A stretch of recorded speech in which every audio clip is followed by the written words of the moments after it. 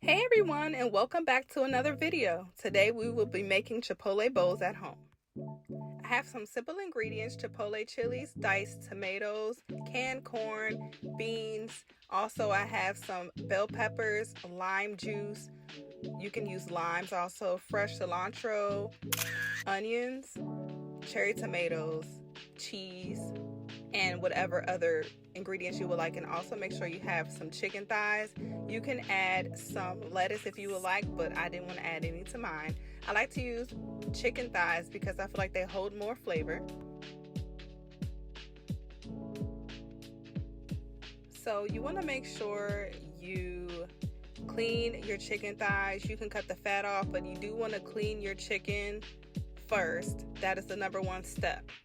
Then after that, you want to put a little bit of lime juice in the bag of chicken, and you want to add your Chipotle chilies to the bag, and then salt and pepper. So that's what is happening right here. That's what I'm going to be doing.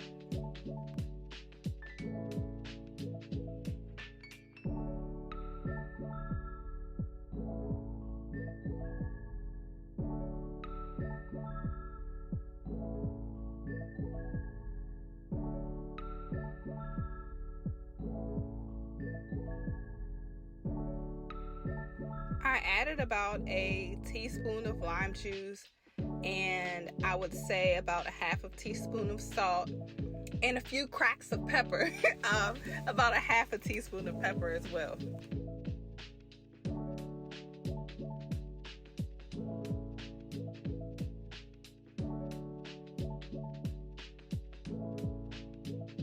So what I like to do is I like to seal it while there's still air in the bag, so there's room for it to move around. But then you just want to like get that all mixed up, so you just want to like give the bag a nice, rub and squeeze it, and make sure everything's in there. And then when you're done, make a little hole and squeeze all the air out, and then seal it tight. And you see how I'm like firmly pressing it. You want to make sure all that flavor gets into that chicken. If you want to, you could poke a few holes in your chicken with a fork, but I didn't do that. But that's another way to get like a lot of seasonings into your chicken or your meats in general. So you just kind of want to massage the flavors in, and then you can let this marinate overnight if you want like extreme flavor, or you could just let it sit in your fridge for like an hour or two. I've done it overnight before and it was really good. So just go ahead and grab a bowl and put your chicken right in the fridge. And I also made pico de gallo. You'll see that in the previous video that I made, and here's a snippet of it, so check it out. That's my previous video.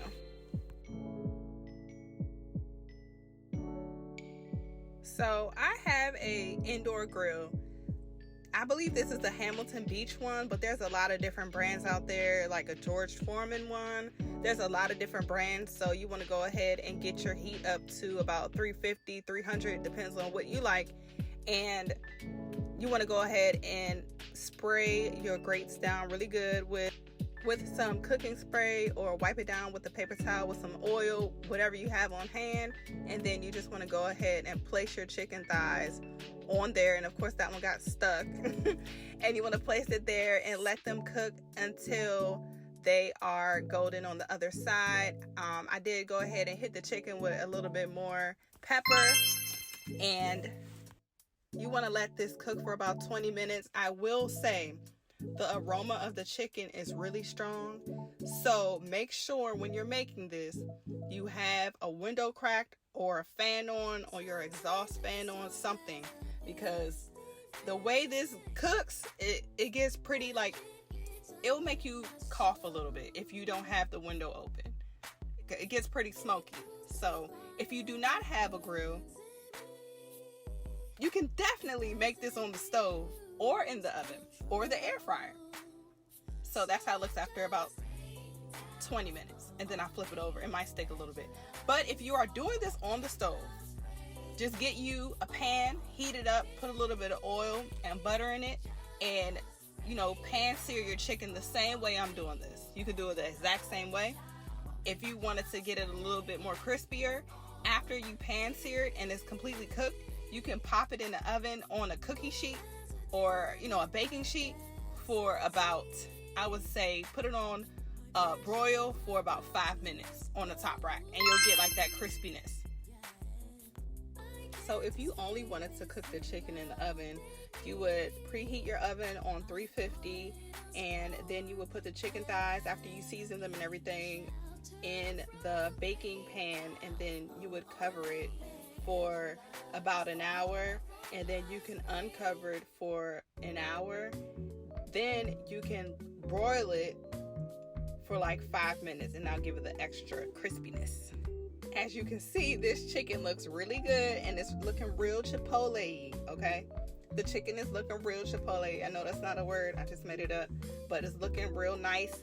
You see the grill marks on there, it's falling apart, and that's after about, I would say about 30 to 40 minutes.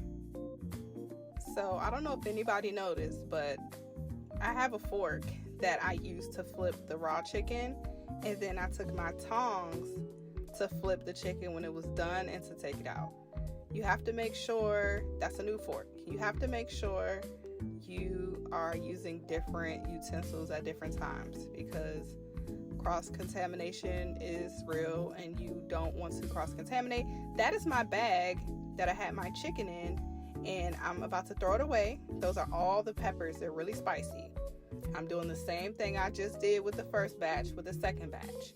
Add a little bit of salt, add a little bit of pepper, just a few cracks.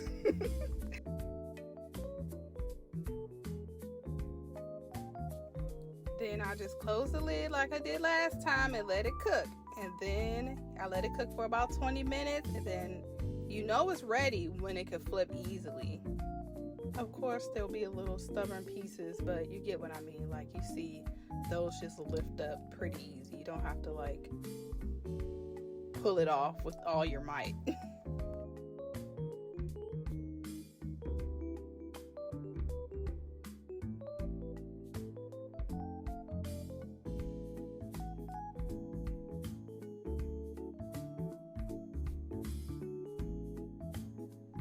When I tell you, this chicken smells so good, it smells like you walked into Chipotle.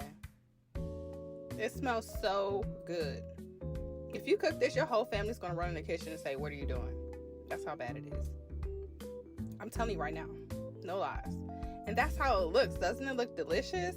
Nicely grilled, and then you just want to add a little bit of lime. If you have lime juice, you can add lime juice from your lime bottle, or you can use fresh lime. It doesn't matter. Just make sure you get some lime on there. I use about a teaspoon of lime. It depends on how much chicken you have. And then I also use this wonderful seasoning called cilantro, lime, pepper, and salt. So if you don't have that, that's perfectly fine.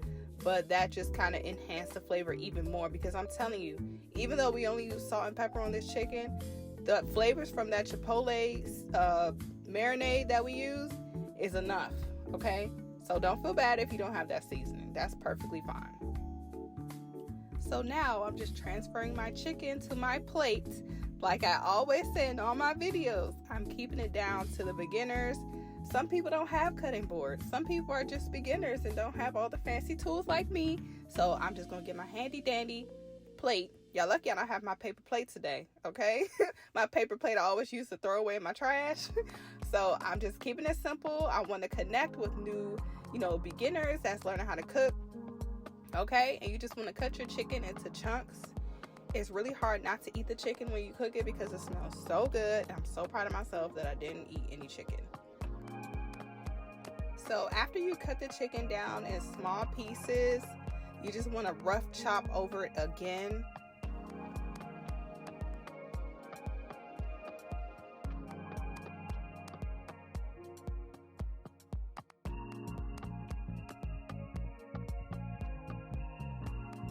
And I just want you guys to see, look at the chicken, it just falls apart. It's so juicy and it's so delicious. And I was trying to take a shortcut because I got tired of chopping chicken. But I know it's just a video of me chopping chicken right now, but I like to save it, so I don't know if somebody's following along with me, so you can follow along and cut your chicken the same time I'm cutting mine. But besides that, I hope everybody's happy. A happy 2024 so far. It's almost February, and you know, I hope everybody is on the right track, staying positive, being kind to one another, and you know, everybody is doing great. Let me know how you're doing in the comments. So that was my last cut of chicken. That is a whole pan of chicken, you guys. So now you want to chop up your peppers and your onions. I did this in my last video if you didn't see it, and I just want to hit them with a little bit of salt and a little bit of pepper. And I also added some of that seasoning I was telling you about, which is not mandatory, but if you can find it and you use it, that's fine. The cilantro lime is usually in the international section if you want to go look for it, or you can get it offline. So you just want to put your pan on medium heat, and then you want to add some olive oil or grapeseed oil and a little bit of butter. Whatever oil you have works. I like to use olive oil.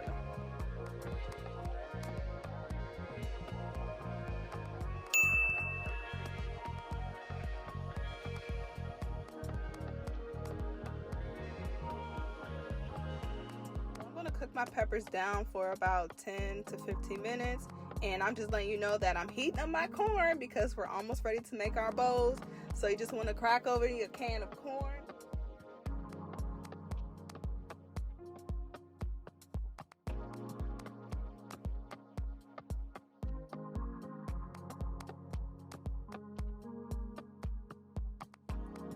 You don't have to stir your peppers and onions too much, but you do want to make sure they're getting stirred.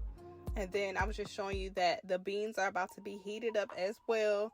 So if you're cooking beans, this is the time to start heating them up and cooking them.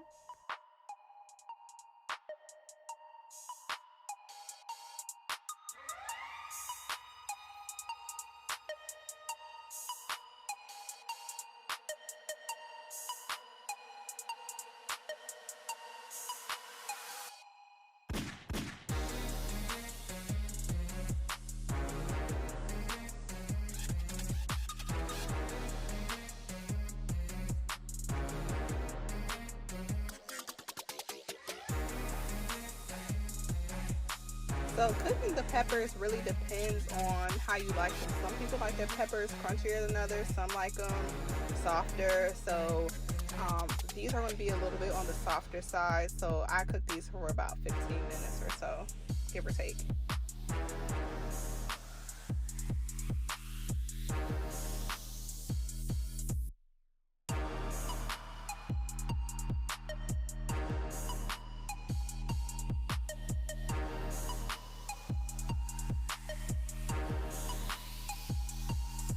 Me a nice little meal prep tray. I noticed when I, do like tacos and stuff like that, I like to grab meal prep trays and put all the different ingredients in there. And then I already had some rice ready, so make sure you make your rice. Here's the chicken, you guys. It looks so good. I hope your chicken came out just like mine. And then we have our delicious jasmine rice.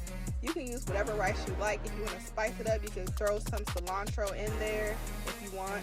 Then you want to get your bowl. If you're using a tortilla, you want to go ahead and heat that up to put it in the bottom. I had tortillas on the side that were heated up that are not in the video. I'm just going to do my bowl like they do at Chipotle.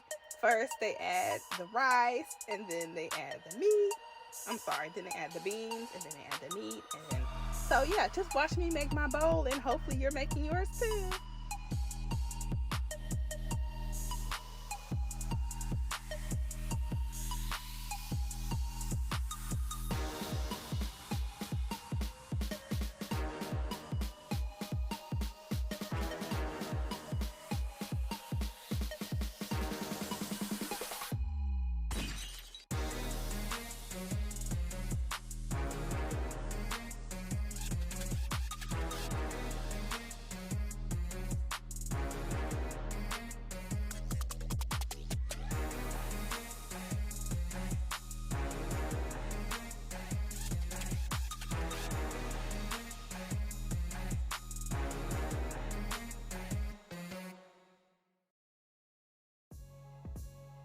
These bowls are really handy, especially when you have a bigger family or you have more kids, because Chipotle adds up.